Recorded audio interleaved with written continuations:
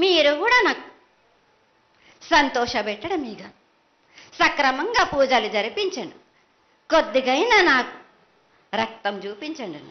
ఇది వరకు నేను చేసిందంతా మీరు సంతోషంగానే అందుకుంటున్నాను. కానీ మీరు మీరు